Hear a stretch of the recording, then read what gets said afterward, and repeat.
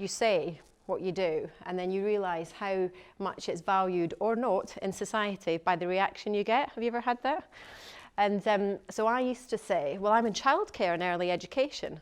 And the eyes would just glaze over. And I thought, we're doing really important work, socially responsible work, educating and caring for young children, helping women and dads get to work. So then I decided, well, this is no good. I need an elevator pitch. So I decided to change it to, I'm the CEO of a £150 million turnover company. We've got over 6,000 staff in over 200 locations in 4 countries in a highly regulated market. And we're owned by an American parent company that's listed on NASDAQ. Now I have their attention, and I'd say, what do you do? And so it's amazing how just changing, you know, and just finding a different way to articulate what you do.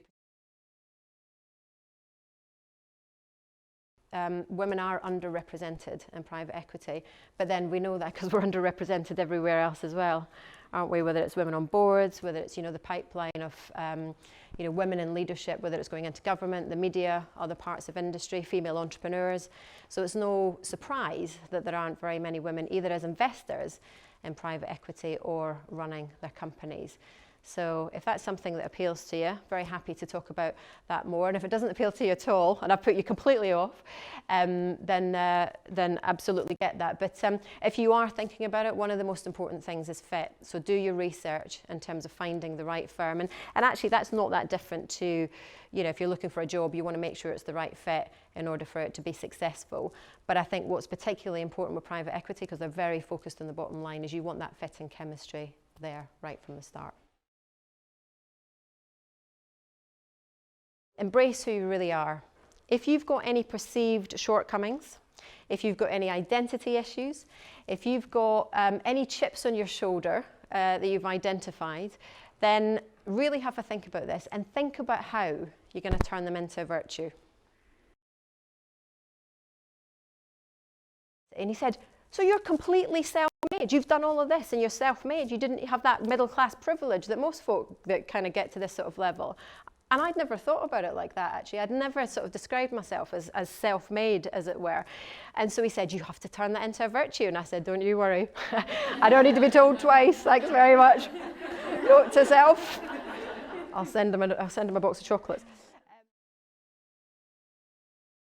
That cautiousness or that worry about being an imposter or that holding myself back was a function of my upbringing, and I couldn't change that, and actually I didn't want to change that, because what I realised is that the Scottish are known for their candour, and my humour, because I use humour quite a lot at work, hopefully in the right situation. And actually I was brought up on Billy Connolly and Billy Connolly's comedy, and so, you know, I realised that I could be candid, but if I used humour in the right way as well, that those things were virtues and those things were strengths that I could really, really play to. So for me, it was a sort of journey. It sounds a bit trite, but it was a kind of journey of self-discovery. How do you really identify who you are and what's important to you? And so I guess the one thing I would say is if you're struggling with whether you can do stuff, you know, how you're going to fulfill your potential, if you're frustrated or sort of irritated around where you're at in your career journey, one of the things that really helped me was work on self-identity. You know, who am I? Where did I come from? What's important to me? Because that was the other thing, what's important to me in life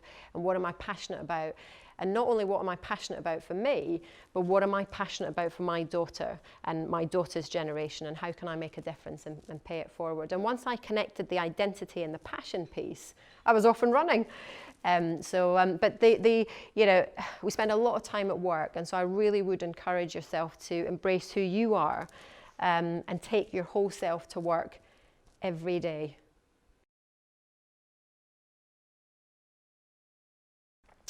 Empathy is interesting in as much as I think it's massively underrated at work and in business. I don't think people realise how important it is to have empathy as a business leader. Anybody, just as a human being, we need empathy, but as a business leader, it's so important.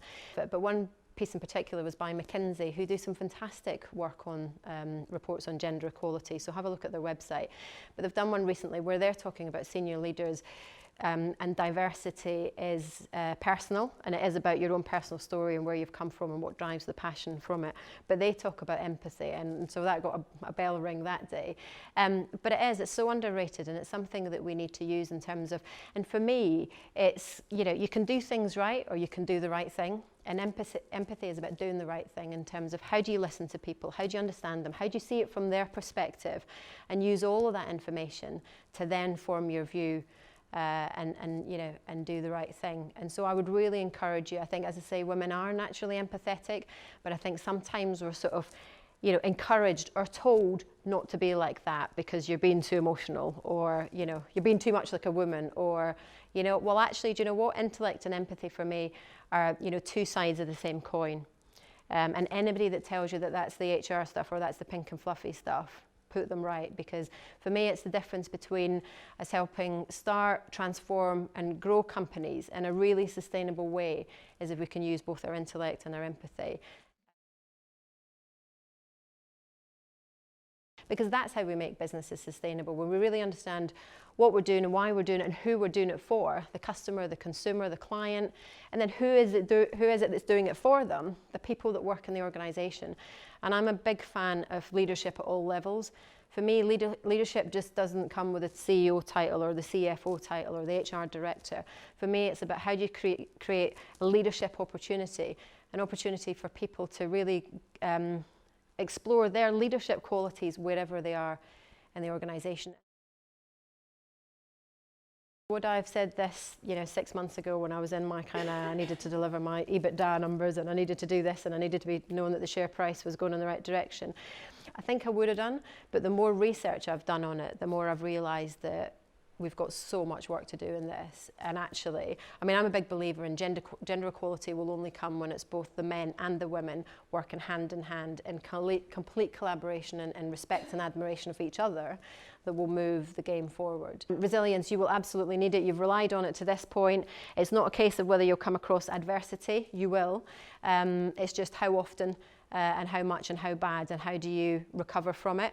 And the most important part of resilience is self-awareness. So if you develop self-awareness and you try and figure out where things might go wrong and plan for that, you'll be able to get back and recover from it faster. In terms of optimistic, I think absolutely we want optimism, we need optimism. You've got to be optimistic about what can be achieved, about being visionary, all of that stuff all comes from optimism. But my view is you need to be an optimistic realist. And that's about knowing your strengths and really playing to your strengths. And then the final one is humour. I've talked a little bit about humour and Billy Connolly and listened to him as a kid. Humour is underused in business and work, full stop, but it's particularly underused by women. And the comedian Arthur Smith said that men, and Barry might give us a view on this, are terrified of funny women. So I don't know whether that's why we don't use it at work specifically, but I've yet to meet a woman who doesn't have any sense of personal humour or wit. We've all got it, you know. It's just how you decide to use it. So I would really encourage you to use it as much as you can. So in summary, own your career and drive it. There's only one person that can make the difference to your career, really, ultimately, you know, over the long term, and it's you. So really own it and believe in the art of the possible for your own potential. The other thing is really make sure that you play to your strengths, because that's important, and we spend too much time, particularly in performance reviews, being told what we can't do. Bin that, find out what you're good at and play to it and make the most of it. And within that, make sure that you're paid your worth for doing that.